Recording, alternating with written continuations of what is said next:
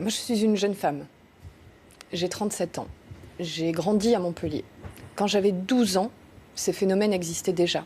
Quand j'avais 15 ans, ils avaient augmenté. À 20 ans, ils ont encore augmenté.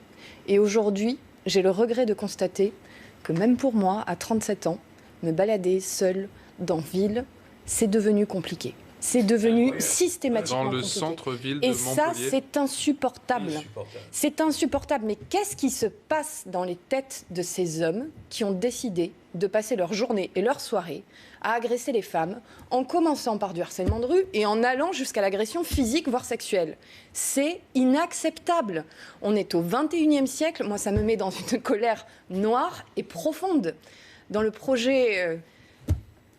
aux élections municipales, quand j'avais accompagné le candidat de notre parti, mais je le mettais à disposition de tous les candidats, parce que c'est une question qui n'est pas partisane. Je leur avais dit, il faut quand même commencer à réfléchir à des villes woman-friendly, où la femme peut vivre librement.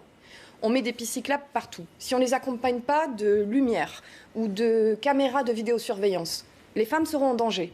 On a constaté, quand vous observez, tout le monde veut de l'écologie et des pistes cyclables, on a constaté que les femmes prenaient moins le vélo après 18h. Pourquoi ? Parce qu'elles risquent de se faire agresser.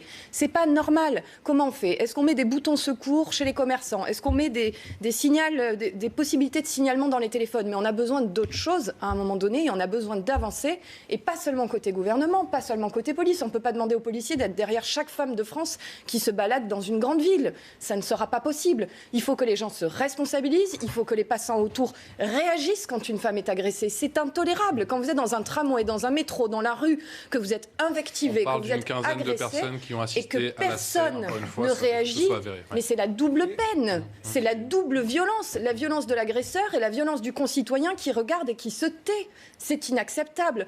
Tout le monde doit participer à changer vous le comprenez, ce phénomène Stanislas culturel. Gaudin,